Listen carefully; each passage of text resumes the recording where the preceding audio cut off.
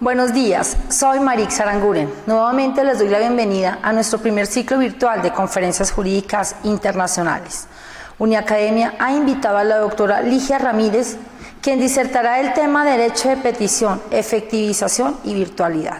La doctora Ligia Ramírez es abogada especialista en Derecho Administrativo y Contratación Estatal, docente universitaria, juez administrativo de circuito, magistrada con gestión en Tribunal Administrativo y formadora de la Escuela Jurídica Rodrigo Lara Bonilla.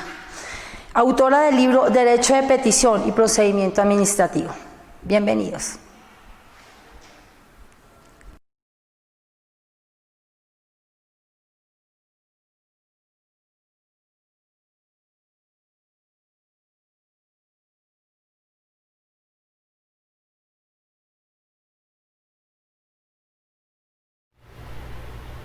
Hola, un cordial saludo para todos.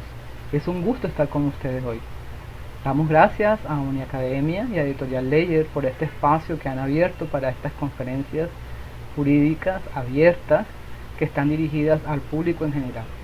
En esta oportunidad me ha correspondido a mí. Mi nombre es Ligia Ramírez Castaño y voy a hablar con ustedes hoy acerca del derecho de petición, su efectivización y o la forma de hacerlo virtual, la virtualidad.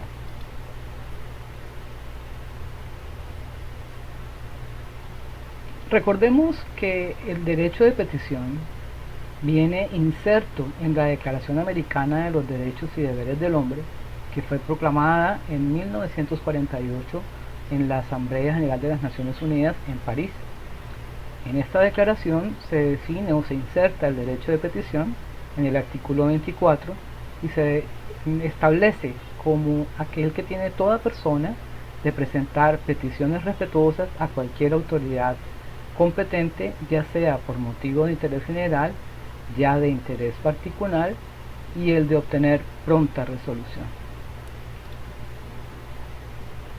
El derecho de petición está inserto en las constituciones políticas de muchísimos países, no en todos, lamentablemente. A nivel de Latinoamérica podemos constatar que está inserto en la Constitución de México, en su artículo 8, en la Constitución de Argentina, en su artículo 14, en la de Chile, en su artículo 19. Y también sabemos que el derecho de petición tiene el beneficio de un mecanismo judicial para hacerlo efectivo. En México, por ejemplo, hablamos de un juicio de amparo, y en Chile hablamos, por ejemplo, de un recurso de protección. También encontramos la misma situación, la misma reglamentación en Brasil, en Cuba y en Costa Rica. En Cuba es muy significativo que el derecho está autorizado es para dirigir quejas y peticiones a las autoridades y a recibir atención o respuestas pertinentes en un plazo adecuado conforme a la ley. En Colombia, el derecho de petición está consagrado como un derecho fundamental de los colombianos, de todos los habitantes del territorio nacional, y está definido en el artículo 23 de nuestra Constitución Política. Establece la Carta que toda persona tiene derecho a presentar peticiones respetuosas a las autoridades por motivos de interés general o particular y a obtener pronta resolución.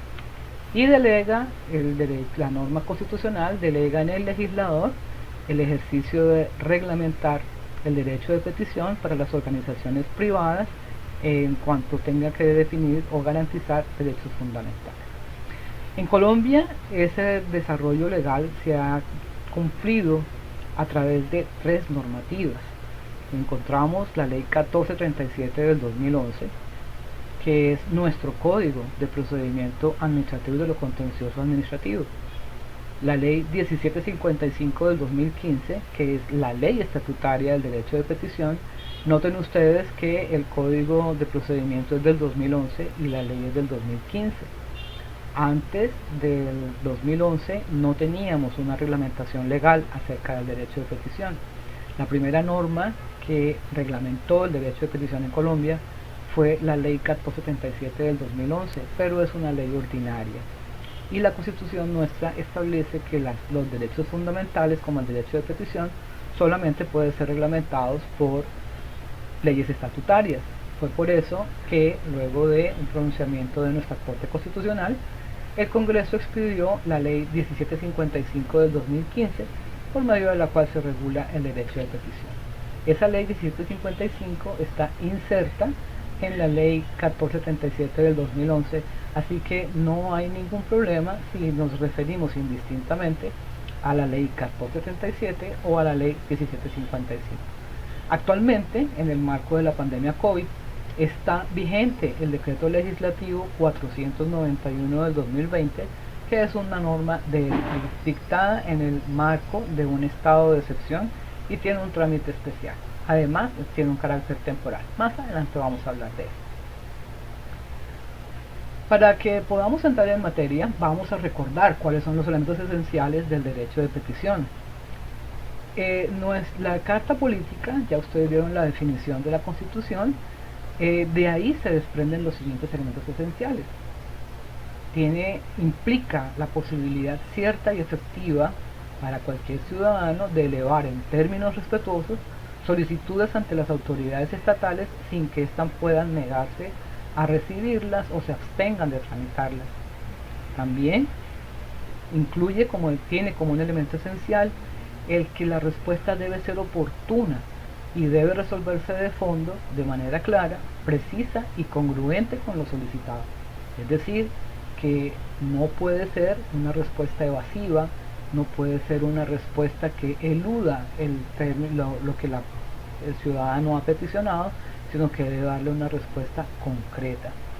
Y finalmente, lo más importante, si hay derecho a presentar una petición, también hay derecho a esperar una respuesta.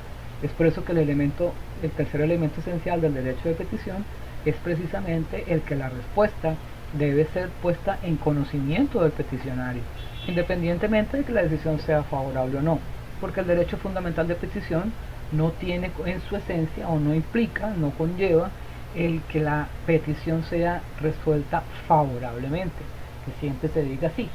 No es la esencia del derecho. La esencia del derecho es poder pedir y obtener una respuesta. De esos tres elementos esenciales y de la misma consagración constitucional, nuestra Corte Constitucional, a través de la sentencia T-377 del 2000, entre otras más, entre muchísimas más, definió el núcleo esencial del derecho de petición como el derecho a recibir una resolución pronta y oportuna de la cuestión. Y dice la Corte, pues de nada serviría la posibilidad de dirigirse a la autoridad si ésta no resuelve o si se reserva para sí el sentido de lo decidido. Aunque ustedes no lo crean, antes de la Constitución de 1991 en nuestro país sucedía con mucha frecuencia. Las autoridades decían, sí, usted me hizo la petición y yo la resolví. Dice, pero es que no me lo comunicó. Dice, pero lo resolví, aunque no se lo haya comunicado a usted. Y eso es precisamente uno de los alcances que nuestra Corte Constitucional le da al derecho de petición. Para poder hablar de la efectivización y la virtualidad del derecho de petición, debemos conocer primero sus marcos más elementales. Entonces, hablemos de las reglas generales. Las reglas generales del derecho de petición abarcan todo lo que tiene que ver con la presentación y erradicación de peticiones, el contenido de las mismas, qué hacer cuando la petición es incompleta, qué hacer cuando la petición, siendo incompleta, no se completa o no se integra en debida forma por el peticionario, qué hacer cuando la petición es irrespetuosa, es oscura o reiterativa, y cómo se debe dar atención prioritaria a las peticiones que involucran derechos fundamentales de realización o efectivización inmediata, como la vida, la integridad física y la seguridad. También nuestra ley estatutaria y el código inserta, como les decía, en la ley 1477 del 2011, define o regula lo pertinente al término para resolver las peticiones. Vamos a verlo muy rápido porque nuestro tema es efectivización y virtualidad. Las peticiones deben ser presentadas ante la autoridad competente, deben ser radicadas por la autoridad competente, pero esas peticiones no pueden ser cualquier cosa. La petición, dice la ley estatutaria, debe ser puede presentarse de manera verbal, puede presentarse por escrito ante la autoridad de manera personal o a través de su oficina de correspondencia, o también se puede presentar a través de cualquier medio idóneo para la comunicación o transferencia de datos. Es lo que normalmente conocemos hoy, en plena época de virtualidad por pandemia, lo que llamamos los medios electrónicos o las TICs, las tecnologías de la información y la comunicación. La petición, vamos a referirnos ahora a la petición escrita o a la petición que se recibe a través de medios electrónicos. Recuerden, cuando hablamos de medios electrónicos estamos hablando de mensajes de texto, correos electrónicos, redes sociales, porque eso queda cobijado en el término medios electrónicos. La petición verbal no necesita mayores exigencias, porque es simplemente presentarse ante la autoridad y presentar una petición. Es simplemente decir: buenos días, por favor, necesito que, o por favor, suministreme algo, o por favor, expídame una copia de. Y esa es una petición verbal que en la misma forma debe ser atendida por la autoridad. Pero cuando la petición es escrita o la petición se recibe o se dirige a la autoridad a través de los medios electrónicos, las peticiones deben cumplir con unos requisitos mínimos. Vamos a verlos. Debe dirigirse o definirse a qué autoridad se está dirigiendo o se está presentando la petición, porque tiene que ser, el Estado es muy grande, el aparato estatal es muy grande, hay muchas autoridades que lo integran, hay muchos organismos, hay muchos estamentos. Entonces hay que definir por el peticionario cuál es la autoridad que desea que le atienda su petición y por qué. Entonces designamos la autoridad: señores ministros de Ministerio de Agricultura. Suficiente.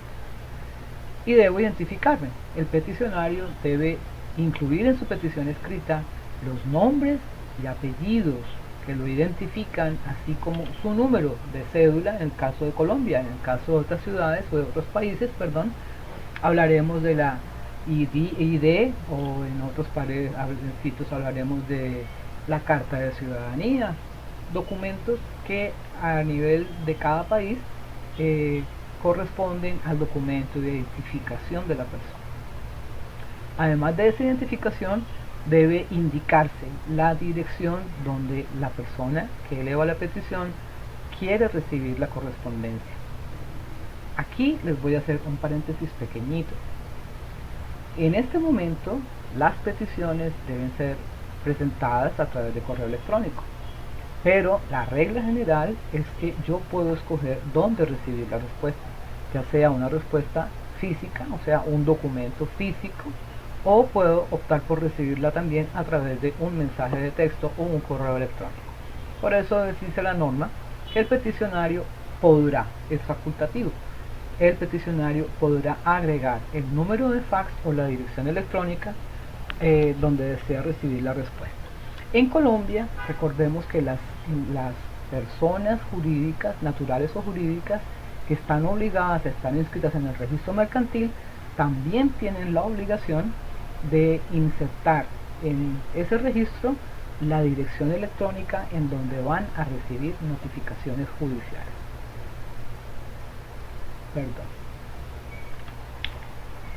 En la petición, después de que hemos incluido la designación de la autoridad, nos hemos identificado y hemos dado nuestra dirección, pues debemos decir cuál es el objeto de nuestra petición, qué es lo que deseamos que la autoridad haga por nosotros.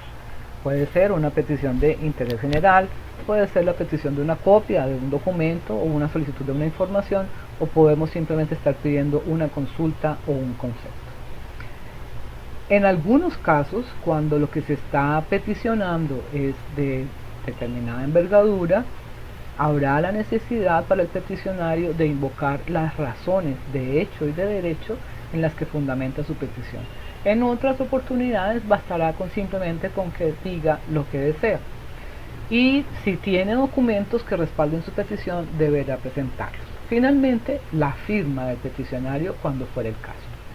La norma general, nuestra ley estatutaria, exige la firma del peticionario cuando sea necesaria, cuando fuera el caso. Léase cuando la petición se presenta de manera física ante la autoridad.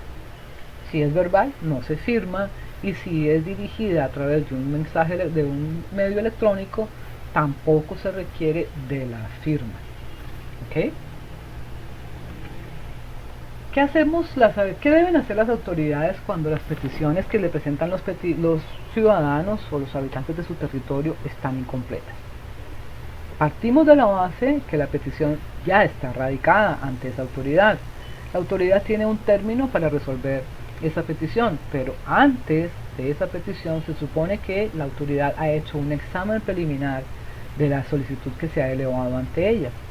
Y en esa petición o en esa solicitud, en esa revisión preliminar que hace, debe percatarse de si la petición está completa o no está completa, porque deba presentar algún documento, porque deba cumplir con alguna gestión. Imaginemos, por ejemplo, en el caso en el que deben pagarse tasas o deben pagarse estampillas para que una petición sea tramitada.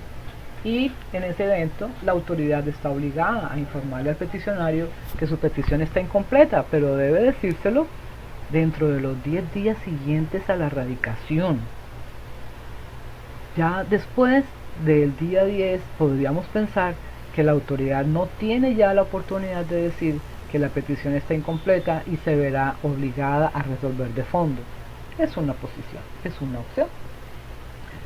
Cuando se le dice al peticionario que su petición está incompleta, se le puede conceder por la autoridad hasta el término de un mes para que la complete, para que presente los documentos que le hacen falta o para que cumpla con las actuaciones o con los actos que son necesarios para darle trámite a su petición. Si al cabo de ese término el peticionario, el solicitante, puede incurrir en dos situaciones: o presenta sus documentos o completa su petición, o no lo hace. Si lo hace, si completa su petición atendiendo el requerimiento que se le formula por la autoridad, simplemente el término para atender su petición, que inicialmente bajo la regla general sería de 15 días si es una petición general, se reactiva. Comienza a correr nuevamente el término. No es que como corrieron 10 días y me quedaron 5, entonces voy a resolver en 5. No. Inicia nuevamente el cómputo del término original para atender la petición. Pero si la parte que eleva la petición es requerida para que complete su solicitud y no lo hace dentro del mes siguiente a la fecha en que fue notificada o enterada por la autoridad, nuestra ley estatutaria presume que el interesado ha desistido de su petición, y es lo que conocemos bajo la figura del desistimiento tácito. Miren ustedes, aquí tenemos también las reglas del desistimiento de la petición.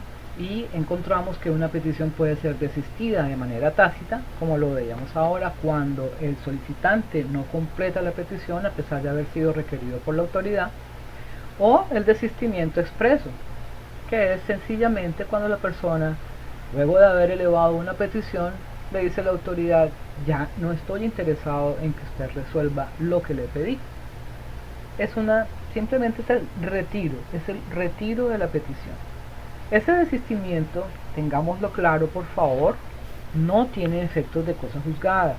No quiere decir que si yo desisto de una petición que he presentado ante la autoridad y retiro mi solicitud, no quiere decir que haya perdido mis derechos.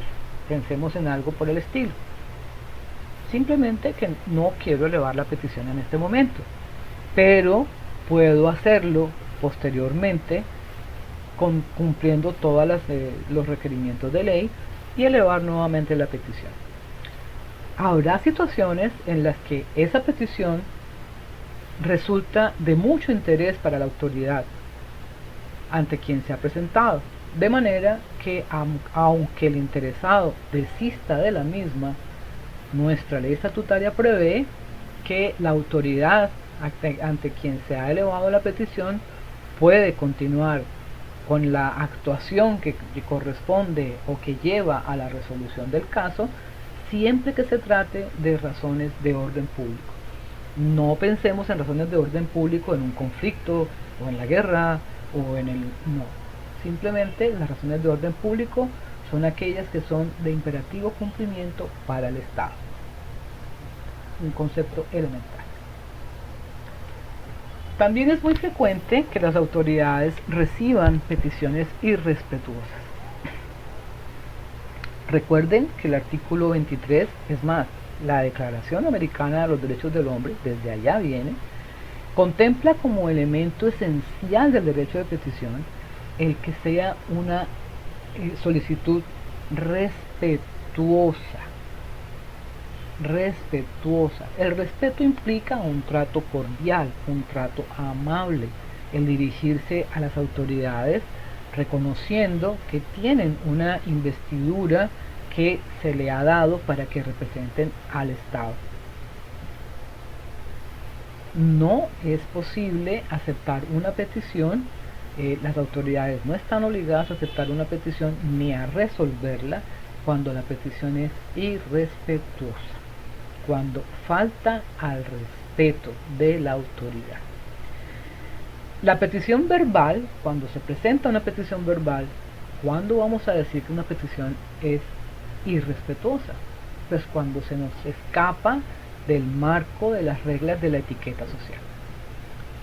Es un simple buenos días, buenas tardes, por favor, quisiera molestar, quisiera que me ayudara. Eso es un trato respetuoso y en esas condiciones la autoridad está obligada a resolver la petición. Las peticiones que se elevan por escrito pues exigen que las palabras que se utilizan no estén dirigidas a caldear los ánimos ni a ofender a la autoridad de ninguna manera.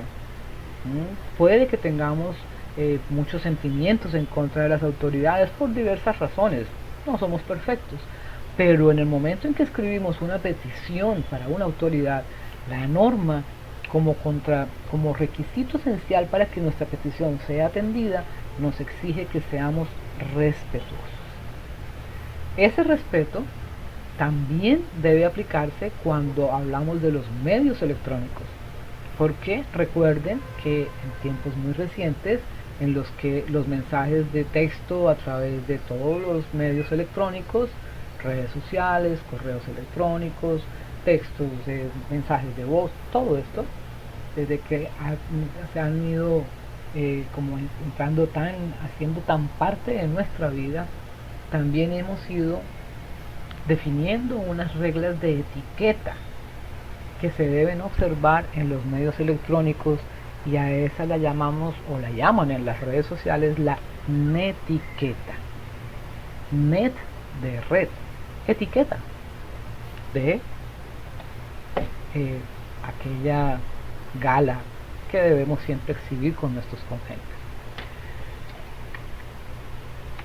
Las peticiones oscuras también es muy frecuente encontrarlas en el marco del derecho de petición, cuando el solicitante le eleva a la autoridad peticiones respetuosas, pero que no es posible para la autoridad entender lo que desea. No es posible que la autoridad pueda inferir, no es posible para la autoridad, después de leer el escrito, entender qué es lo que desea el peticionario. En esos casos, la autoridad debe devolver la petición, diciéndole al peticionario que no está en condiciones de atenderla, precisamente porque la misma no es clara, porque la petición es oscura, porque es una petición de la que no se entiende el sentido, no se comprende su finalidad y la autoridad no la va a poder resolver. Recuerden que hay un término de 10 días siguientes a la radicación para hacer esta devolución. Las peticiones reiterativas también son frecuentes, son muy frecuentes, son aquellas a través de las cuales un ciudadano una persona presenta muchas veces la misma petición o muchos ciudadanos presentan ante una misma autoridad una misma petición. Esa es la petición reiterativa, porque es como su nombre lo indica, es aquella petición que reitera lo ya dicho, itera lo ya dicho. En esos casos, la autoridad siempre va a estar facultada, precisamente por principios de economía, de eficacia y de además hacer efectivos los derechos de las personas. La autoridad está facultada por la ley para acudir a las respuestas que ya dio sobre el mismo tema y no tener que resolver cada petición individualmente cuando ya hay una respuesta dada sobre el mismo tema para una persona o muchas personas. Las peticiones de atención prioritaria son algo muy especial en nuestra legislación estatutaria del derecho de petición, porque se trata de aquellas peticiones que elevan los ciudadanos para que las autoridades asuman tareas o para que básicamente es para que les den una protección inmediata porque están ante la amenaza de un perjuicio irremediable. ¿Qué exige la norma? Que el peticionario informe en esa situación a la autoridad. Entonces, esta petición debe buscar que se evite un perjuicio irremediable, pero se le debe informar a la autoridad que con la petición se busca eso.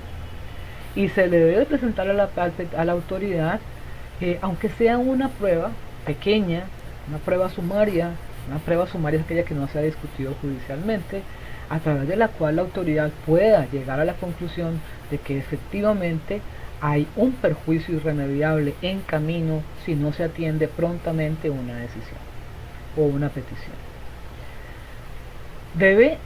La persona que presenta la petición debe ser el titular del derecho que reclama, debe ser quien tiene la urgencia o quien presenta el derecho debe tener alguna legitimación, debe tener algún vínculo con el realmente afectado para poder hablar ante la autoridad, y tiene que demostrar también de manera sumaria que el riesgo efectivo, el riesgo del perjuicio es efectivo, no es cualquier situación. Otro evento es el de las peticiones de atención prioritaria por motivos de razones de salud o de seguridad personal del peticionario, y en estas peticiones es necesario que para la autoridad que recibe la petición se haga evidente, que salte a la vista que la vida o la integridad personal de quien será el beneficiario de la decisión que tome la administración está en riesgo o en peligro inminente. También contempla nuestra ley estatutaria la atención prioritaria cuando la eleven los periodistas para el ejercicio de su actividad, y le ordena a las autoridades darle atención preferencial a esta clase de peticiones. Son situaciones, son normas que encuentran eco a tiempos ya a la carga que tiene el periodista de informarnos acerca de las cosas que suceden en nuestro territorio. Ok, la última regla general de la que vamos a hablar es el término para resolver las peticiones. Y encontramos que la atención prioritaria no tiene un término, simple, hay que resolverla dentro menos del término general, y hay que resolverla de acuerdo con la situación que se está planteando ante la autoridad. Por eso no tiene un término. Entonces decimos que nuestra ley estatutaria prevé 3 clases de término ante 3 clases de peticiones. Para resolver peticiones de carácter general, la autoridad va a contar con 15 días, y esos 15 días se cuentan a partir del día siguiente a la fecha en que recibió la petición. Cuando lo que está solicitando el ciudadano o el usuario es un documento o es el suministro de información, ese término se reduce a 10 días. Y cuando lo que está pidiendo el ciudadano es un concepto o está elevando una consulta, ese término para resolver la petición se extiende hasta por 30 días. son las reglas generales de nuestra ley estatutaria. Entrando un poquito ya en materia, vamos a hablar de la virtualidad y el derecho de petición. Nuestra ley estatutaria no contempla, excepto lo que ya habíamos hablado un poquito atrás, de que las peticiones se pueden presentar a través de medios electrónicos y se pueden responder igual, no dice nada más con especificidad. Entonces nos remite a las normas de nuestro Código de Procedimiento Administrativo y de lo Contencioso Administrativo, que es la Ley 1437 del 2011. Y allá encontramos normas que nos dicen cómo deben ser recibidas o tramitadas las peticiones que para nosotros dan siempre lugar a una actuación o un trámite administrativo. Dice nuestro CEPACA, nuestro código dice que todos los procedimientos y trámites administrativos pueden realizarse por medios electrónicos. Y para garantizar derechos fundamentales como el derecho de igualdad y el derecho al debido proceso, las autoridades deben asegurar el acceso gratuito a los medios electrónicos o permitir el uso alternativo de otros procedimientos. Esta es nuestra regla general. La obligación de tener medios electrónicos disponibles es para la autoridad. Al peticionario solamente le corresponde presentar la petición, ya sea de manera verbal, de manera física o a través de un medio electrónico. Pero aún presentándola a través de un medio electrónico, la norma exige un registro, una condición, y es el que el usuario diga que desea seguir el trámite a través de los medios electrónicos. Miren, el peticionario está en libertad de pedir o de exigir que se le entere de las decisiones sobre su petición por medios diferentes a los electrónicos. Estamos hablando de la norma general, la ley estatutaria. Ahora que entremos a la norma de excepción, vamos a mirar las modificaciones. Dice, y su manifestación debe ser respetada estrictamente por la autoridad ante la cual se esté surtiendo el procedimiento administrativo. ¿Qué quiere decir esto? Eso quiere decir que el derecho de petición presentado de manera física o de manera verbal no siempre se resuelve a través de medios electrónicos. No es obligatorio. No en tiempos normales.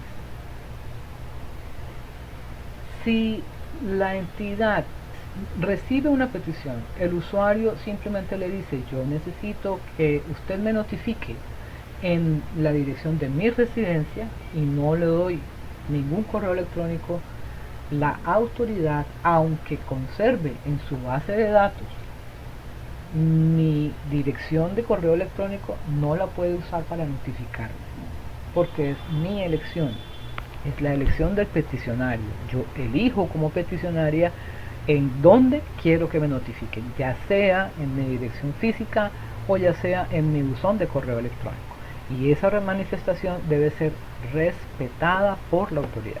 Pero la autoridad sí está en la obligación de mantener sus medios electrónicos disponibles para cualquier ciudadano, para cualquier usuario, y además debe correr también con la carga que le impone la ley, documentos electrónicos, TICs, de garantizar la seguridad, autenticidad y la certificación de todo estas de la información que se transmite como mensaje de datos. Recuerden, documentos electrónicos, certificación, autenticidad y garantía.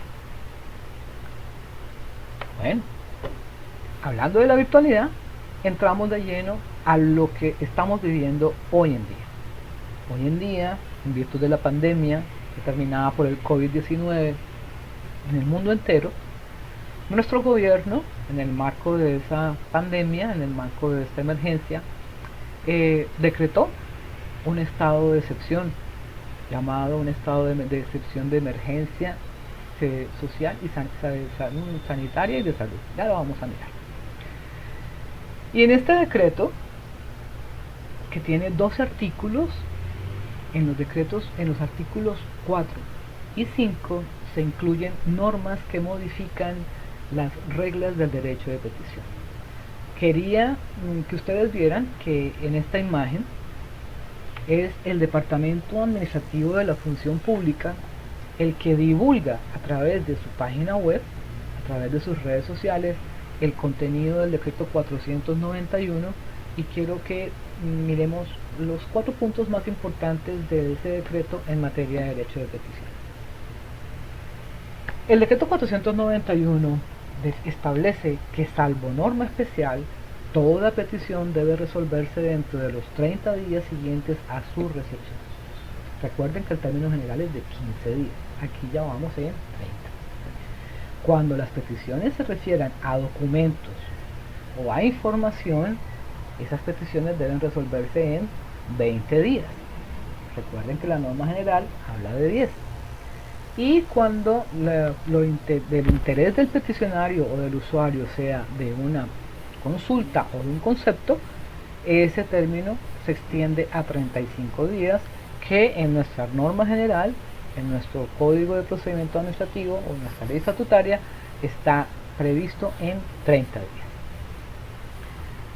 Dice también el decreto 491 que cuando esos términos de 30 días, 20 días o 35 días no puedan ser cumplidos por la autoridad para atender el derecho de petición, debe informárselo al usuario, expresarle los motivos que determinaron la demora y darle o señalarle un plazo razonable dentro del cual va a atender esa petición.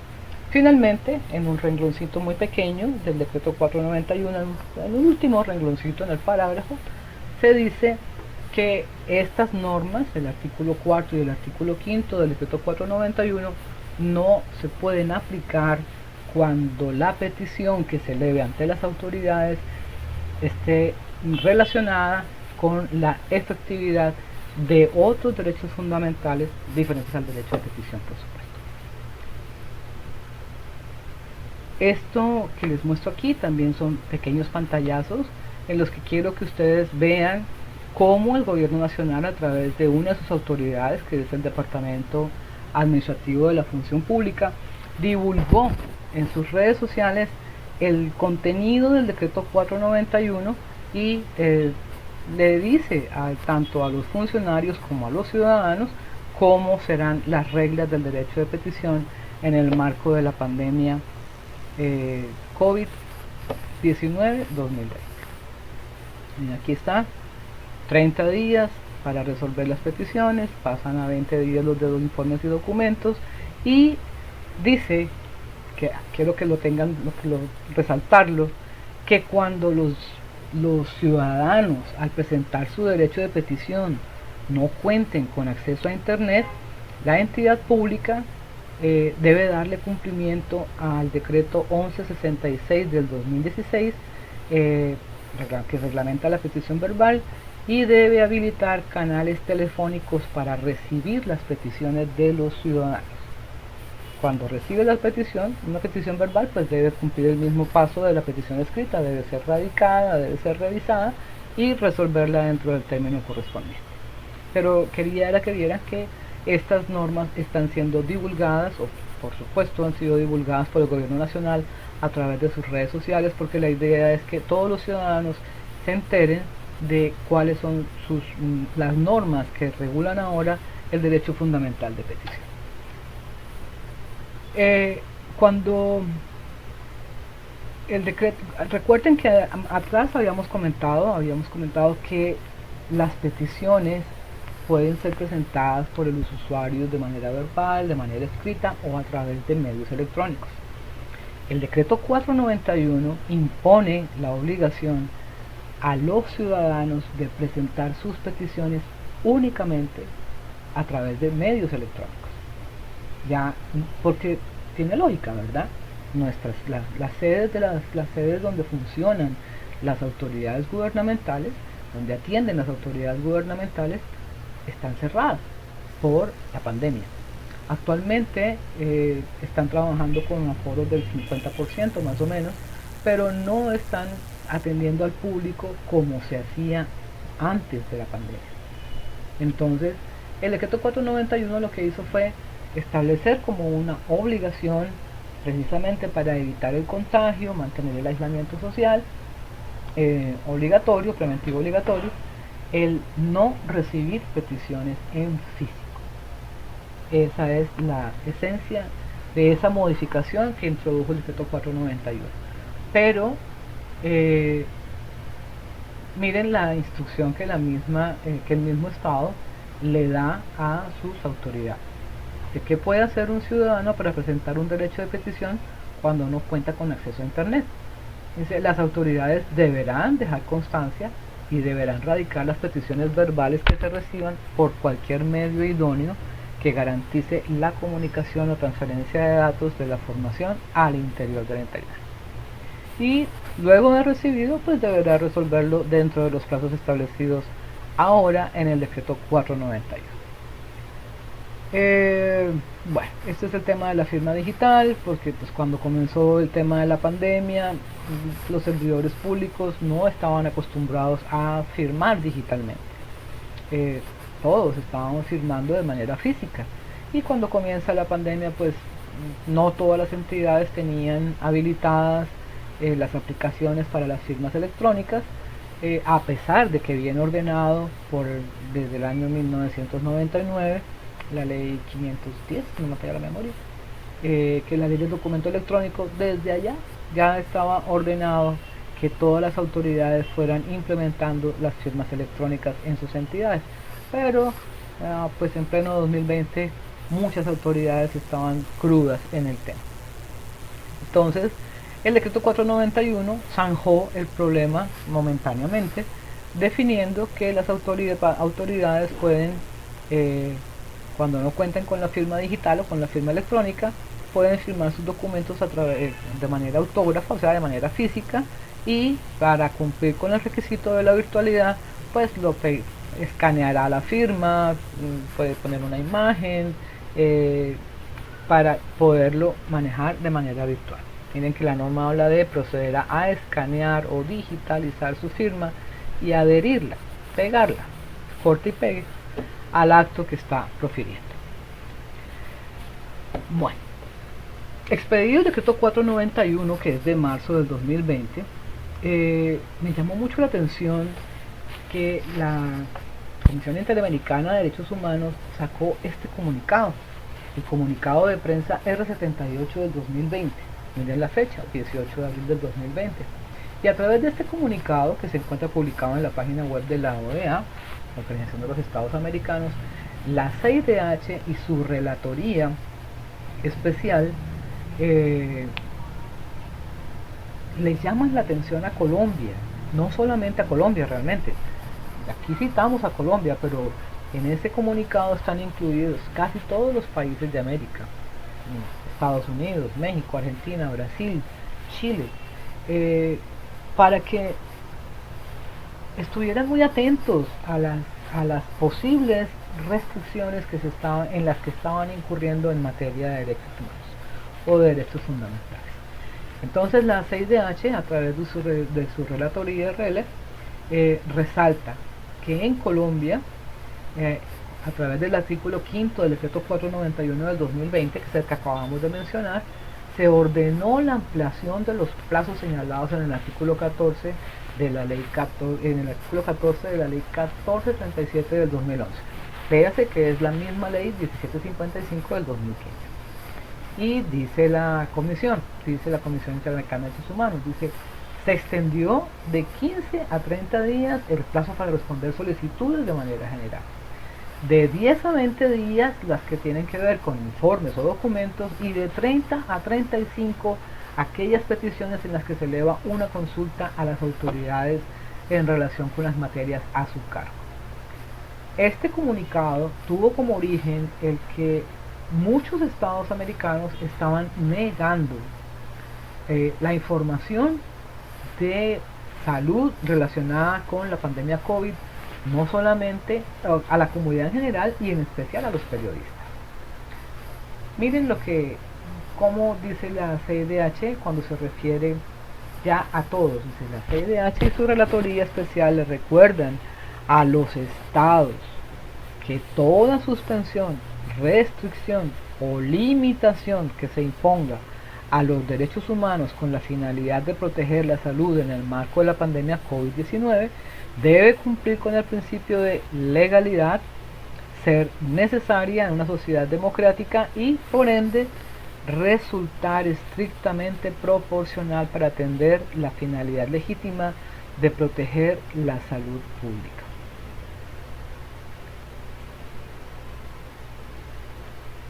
Y entonces, no se olviden, el llamado de atención de la CIDH es de abril. En julio del 2020, nuestra Corte Constitucional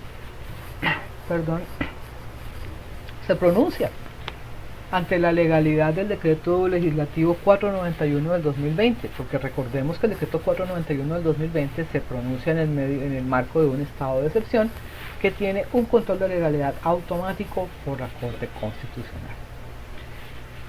Cuando decide ese control de legalidad frente al decreto 491, la Corte Constitucional dice es exequible. Nos interesan los artículos 4 y 5, los demás tratan otras materias. Frente al artículo 4, la Corte Constitucional declara una exequibilidad condicionada y dice, recuerden que el artículo 4 es el que se refiere a la obligación de presentar todas las peticiones, sean de carácter general, sean de información o de documentos o de consulta, a través de medios electrónicos únicamente. Y la Corte dice que declara el artículo 4 exequible, pero bajo la condición de entender que ante la imposibilidad que una persona manifieste para suministrar una dirección de correo electrónico, puede indicar un medio alternativo para facilitar la notificación o comunicación de los actos administrativos. Ese medio alternativo puede ser desde una llamada telefónica hasta un mensaje de texto, una publicación en el muro en Facebook, un mensaje por Instagram, el que la persona considere más apropiado, adecuado para sus intereses. Y el artículo, frente al artículo 5 del decreto 491, la Corte Constitucional también declara la exequibilidad condicionada de esta norma que cambió los términos, modificó los términos para atender el derecho de petición en Colombia en el marco de la pandemia COVID. Y dice la Corte que se declara la exequibilidad condicionada bajo el entendido de que la ampliación de términos que se contempla en el artículo 5 es extensible, o sea, se extienden también esas reglas del artículo 5 del decreto 491 a los privados, a las personas particulares que deban atender peticiones deben atender solicitudes de los ciudadanos. Pero recuerden que las peticiones ante los particulares deben ser aquellas que tienen que ver con los derechos fundamentales. O sea, petición para garantizar derechos fundamentales ante los particulares. Esta decisión de la Corte Constitucional, me quiero detener un poquito aquí en esto, registró una aclaración de voto.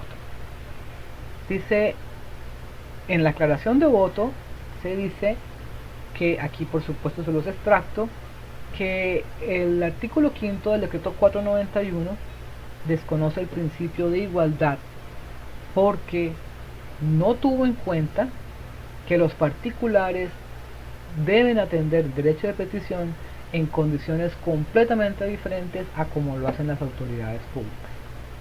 Entonces dice la aclaración de voto a la sentencia C242 del 2020, que es la que declara exequible el decreto 491, dice: desconoce el principio de igualdad, a pesar de que existen particulares que deben contestar peticiones en las mismas condiciones que las autoridades, y no se estipuló que ellos también son destinatarios de la medida de ampliación de términos, lo cual deriva en un trato injustificado, porque es un hecho notorio que quienes más han resultado afectados por la pandemia COVID son precisamente los particulares.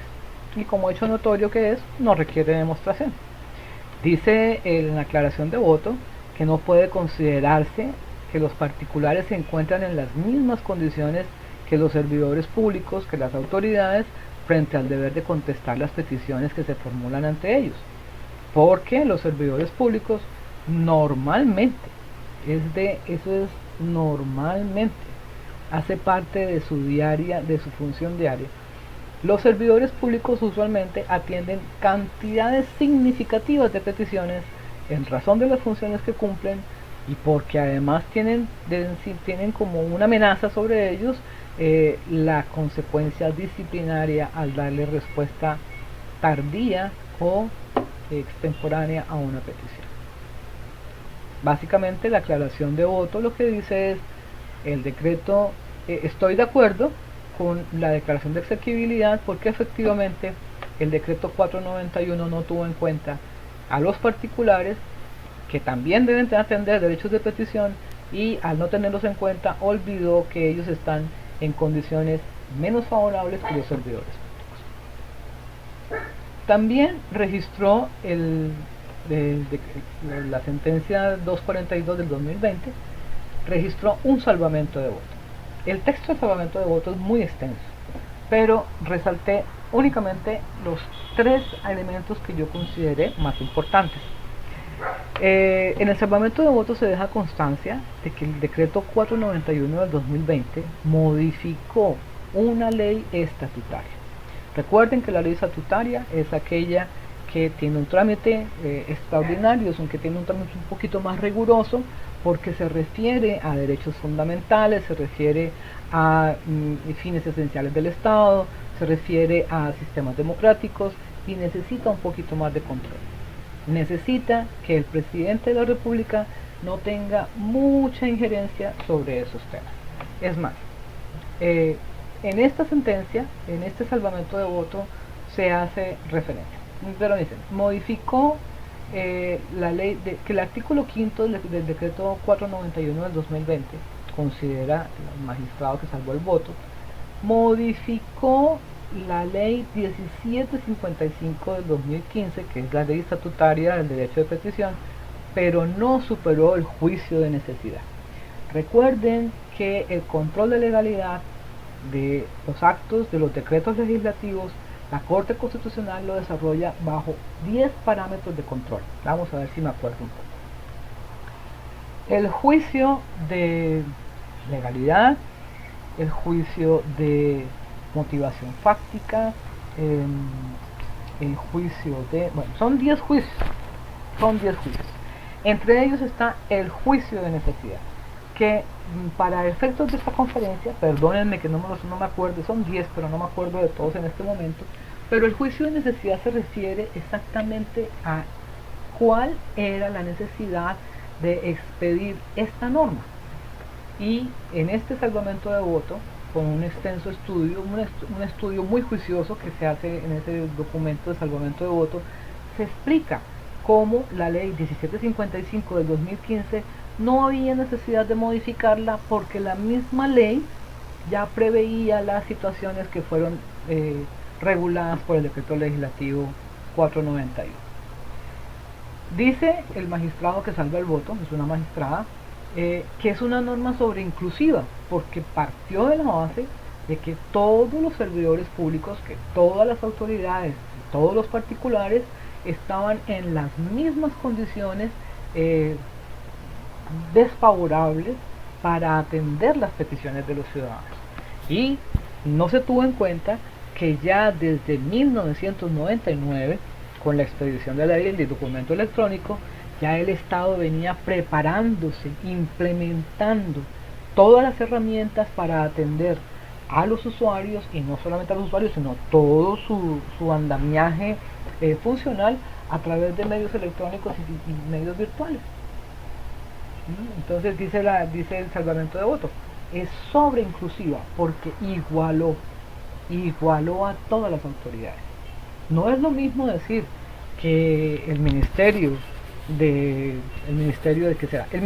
Salud no tiene formas, no tiene medios, no tiene herramientas para atender una petición que se le presente a través de que le presente cualquier peticionario, a decir que no tiene herramientas para atender la petición la alcaldía de Leticia, que lo vimos en el marco de esta emergencia económica y social, Vimos que en Leticia las condiciones en las que se desarrollaba el campo de la salud, las actividades de salud eran muy tristes.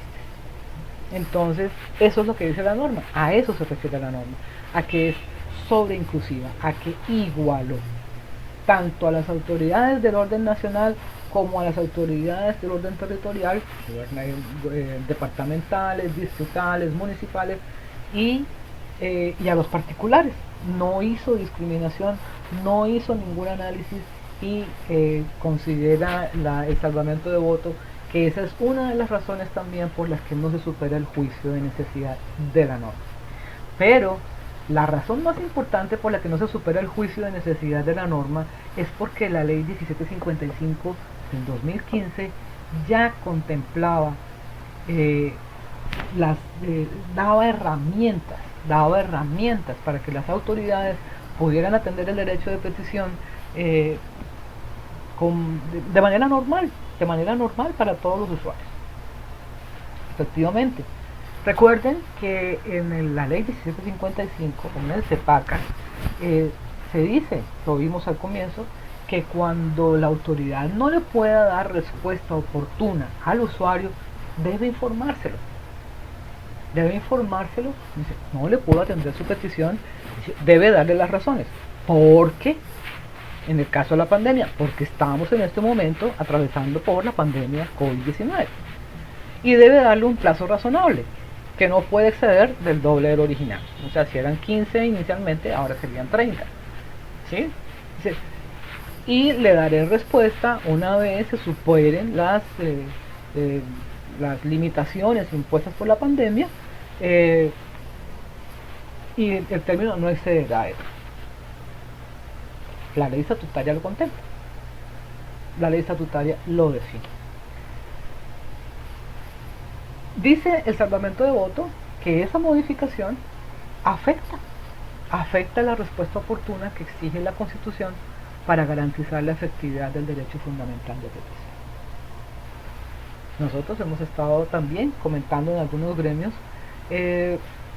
pues que no es como muy claro que el presidente de la República pueda modificar a través de un decreto legislativo que se dicta en el marco de un estado de excepción una ley estatutaria que regula derechos fundamentales, cuando la Constitución le dice tiene entre sus grandes reglas de gran importancia el que no en tiempos de excepción, en tiempos de estado de excepción, que son el estado de sitio, la emergencia económica y social, no se pueden restringir los derechos fundamentales.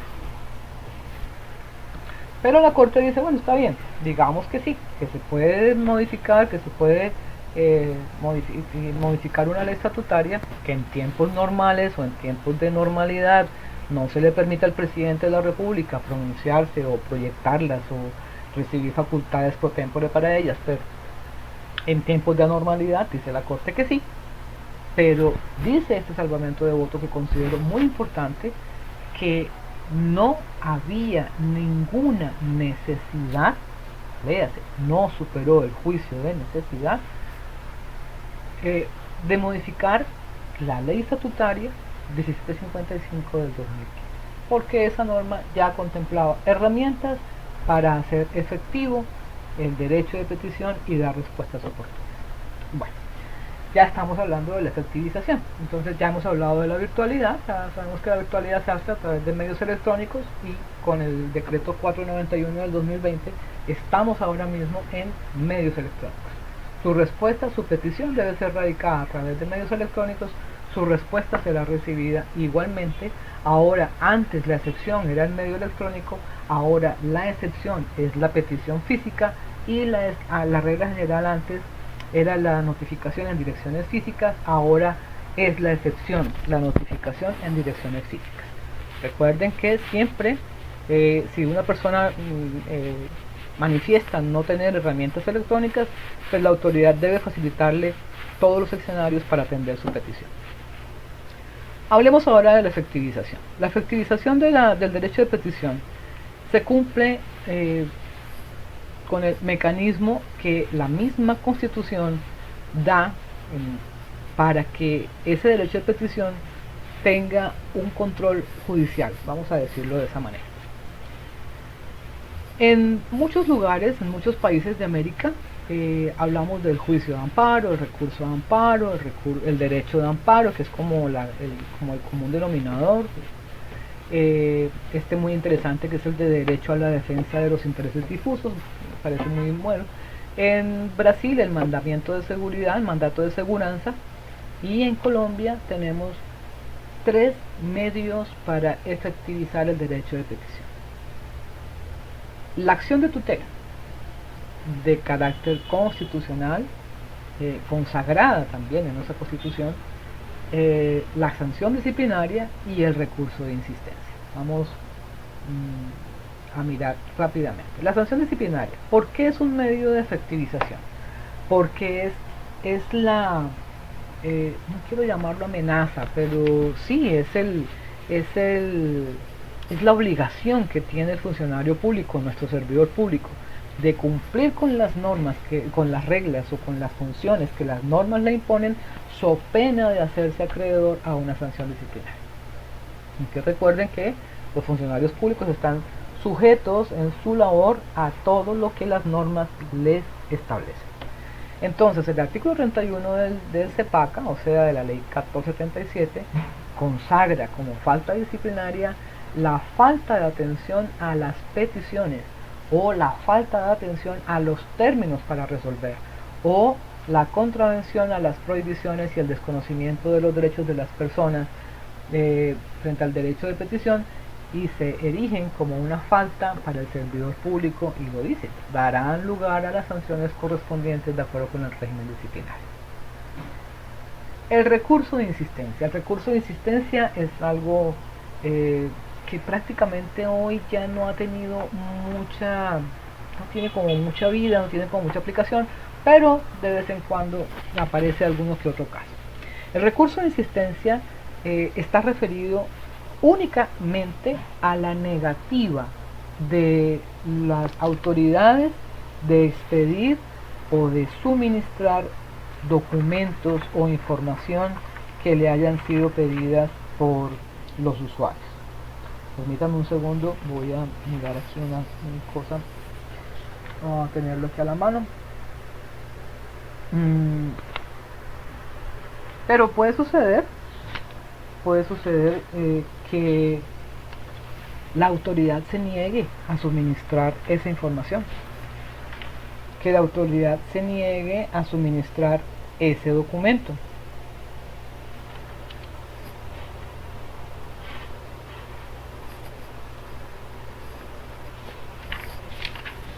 Y en esos casos,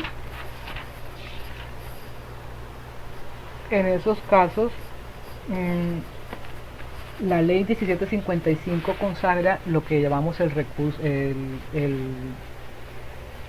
de insistencia, que está inserto en el artículo 26 de nuestro CEPACA o de la ley 1477 del 2011, como lo prefieran. Pero ¿qué es el recurso de insistencia? La autoridad, el usuario, el peticionario, el interesado se dirige a la autoridad y le dice: señores autoridad, por favor deme copia de este documento, deme copia por favor de la licencia ambiental que se le expidió a la empresa tal para que explotara determinado recurso en tal lugar geográfico del país. ¿Sí? Es la petición de una información, de un documento, no es más. Recordemos que por regla general todos los documentos del Estado, todos los documentos del gobierno son públicos, pero están exceptuados aquellos documentos que están sometidos a reserva. Cuando la autoridad se niega a suministrar esa información o esos documentos que le son pedidos, el peticionario tiene el derecho de insistir, y ese es el llamado recurso de insistencia. Ese recurso de insistencia se tramita ante la jurisdicción contencioso administrativa, dependiendo de las reglas de competencia. Conocerán los jueces administrativos o conocerán los tribunales administrativos, y a ellos les toca resolver en cuestión de 10 días. Miren que la autoridad en el marco de la pandemia tiene ahora 20 días para resolver, la jurisdicción solamente tiene 10 días para resolver, y debe decidir en esos 10 días si la información o la documentación que le ha sido negada al peticionario está sometida o no a reserva, que es la única razón por la que se puede negar esa información.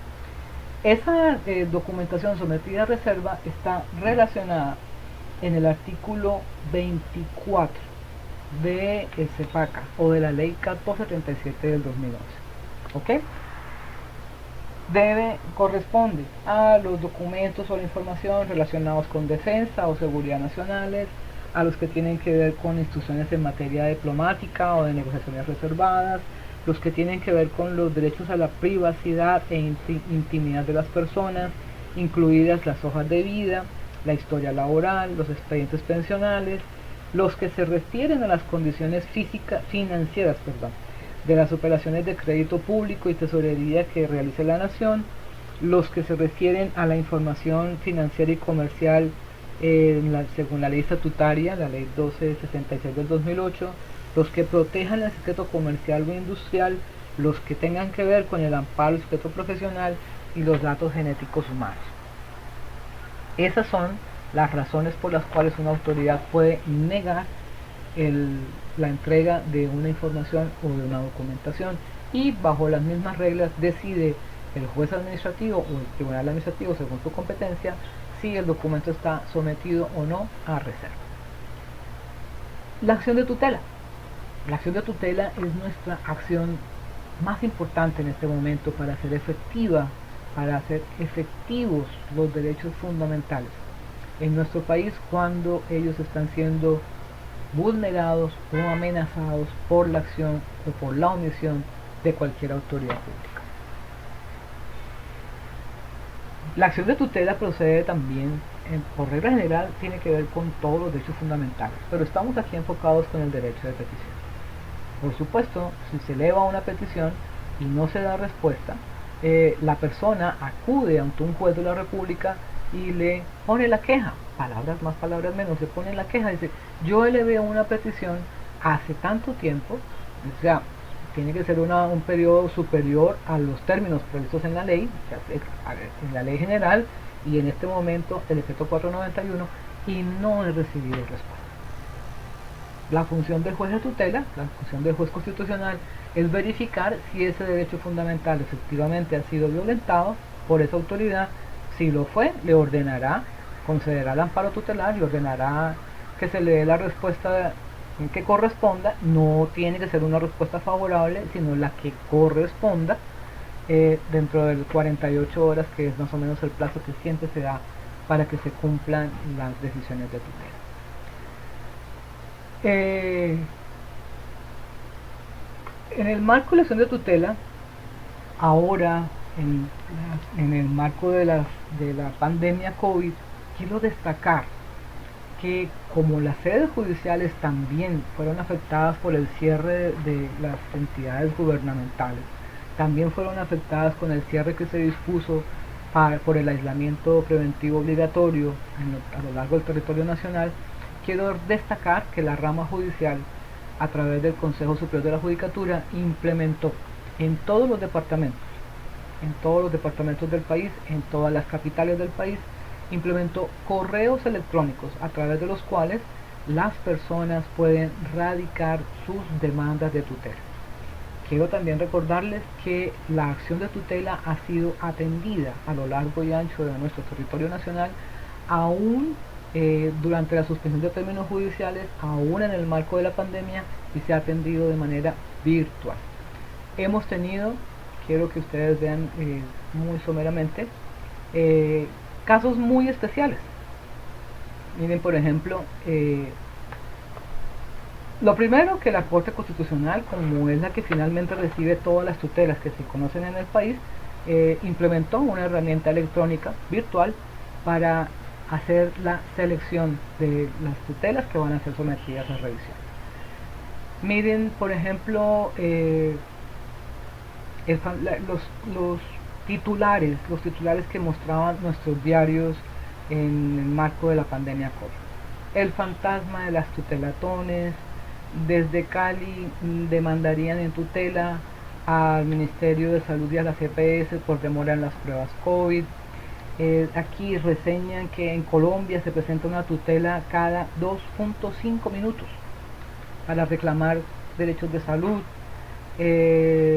Dice también aquí en este flash del periódico nacional, casi 7 de cada 10 órdenes de tutela se incumplieron en el 2019. Dice otro que dice tutelas represadas, el otro virus de la cárcel de Villavicencio. Recordemos que allá en Villavicencio al inicio de la pandemia se desataron unos contagios terribles allá y no lograban resolverlos. El derecho de petición quedó un poco relegado en el marco de la pandemia y todo se resolvió a través de tutela. Fueron casos muy importantes que se resolvieron. Quiero que sigamos mirando, por ejemplo, en el marco de esta emergencia sanitaria en la que hemos estado sometidos, se dijo que el gobierno nacional estaba perfilando a los ciudadanos por el tema de las pruebas de COVID, de si se hacían uso o no de las redes sociales, de lo que llamó la Comisión Interamericana de Derechos Humanos el ciberperfilamiento. Muy peligroso. El expresidente, un expresidente que también estuvo sometido a una medida privativa de la libertad, restrictiva de la libertad, tutelas, 223 tutelas que pedían la libertad del expresidente. Bueno, este es un caso especial y este no tiene que ver con la pandemia, pero quiero que lo miren un poquito porque, muy rápido, porque se refiere a los medios electrónicos.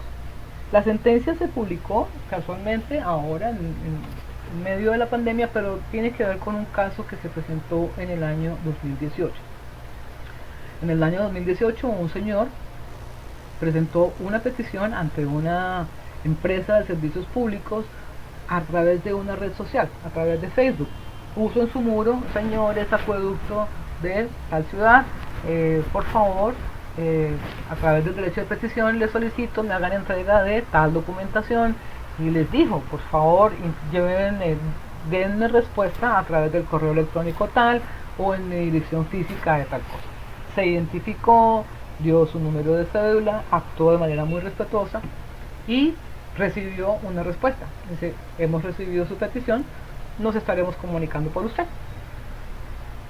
La respuesta fue automática, fue enseguida. 20 días después, la empresa le envía un correo electrónico y le dice: qué pena con usted, voy a hablar muy coloquial, qué pena con usted, pero su petición no la podemos atender a través de redes sociales, por favor redirija su petición a nuestros buzones oficiales. El señor, pues por supuesto no contento con esa respuesta, presentó una tutela. La tutela llegó finalmente a la Corte Constitucional y fue en este año 2020 la Corte Constitucional se pronunció y especificó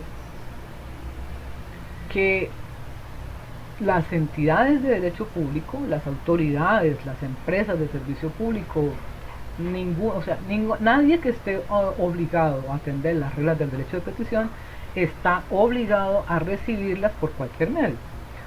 Pero que si la autoridad facilita esos medios que son de orden bidireccional, que tienen entrada y salida a través de los cuales las personas se pueden comunicar en doble sentido con las autoridades, entonces no doble sentido en el mejor sentido, ¿no? Pueden comunicarse con las autoridades, pues el derecho de petición está perfectamente presentado y la autoridad está obligada a darle respuesta. Es una sentencia interesante, se la recomiendo. Es la de este año 2020 de la Corte Constitucional. Se me fue la imagen. Otro caso de tutela que fue también muy sonado en nuestro país en el marco de esta pandemia fue, y no es la única, se han presentado muchos casos a través de los cuales por vía de acción de tutela, y en estos casos sí, previo a un derecho de petición, se le ha dicho al gobierno nacional que debe repatriar a los colombianos que han quedado varados en diferentes lugares del país. No es una regla, sino que en cada caso se deben analizar las circunstancias del peticionario frente a la necesidad de su repatriación. Y finalmente, el caso de los mayores de 75 años que invocaron su derecho fundamental de igualdad y derecho a la locomoción, y salió pues como un titular, dice: la rebelión de las canas, porque con uno de los decretos legislativos dictados por el gobierno nacional en el marco de la emergencia sanitaria, económica y sanitaria, se le prohibió a los mayores de 70 años salir de sus casas. No podían salir ni siquiera a cumplir con las actividades de recreación o de salud, que son más de salud, más que deportivas, son temas más de salud para los mayores de 70 años. Y por vía de tutela, la Corte también autorizó, un juez de la República, un juez administrativo de Bogotá, autorizó o dejó sin efecto, más bien, inaplicó por inconstitucional la parte del decreto legislativo que le impedía a los mayores de 75 años hacer efectivo su derecho a la igualdad y su derecho a la locomoción. Quería destacar esas cosas, resaltar esos pequeños casos, mostrarles cómo el derecho de petición, aún en plena pandemia, sigue siendo uno de los derechos más importantes, porque es de los que permite hacer efectivo otros derechos fundamentales. Y espero que haya sido de su agrado esta pequeña charla, esta pequeña disertación, que les hayan, sobre todo, que les hayan quedado inquietudes y que todo haya resultado del agrado de ustedes. Muy amables por su atención. Que estén bien.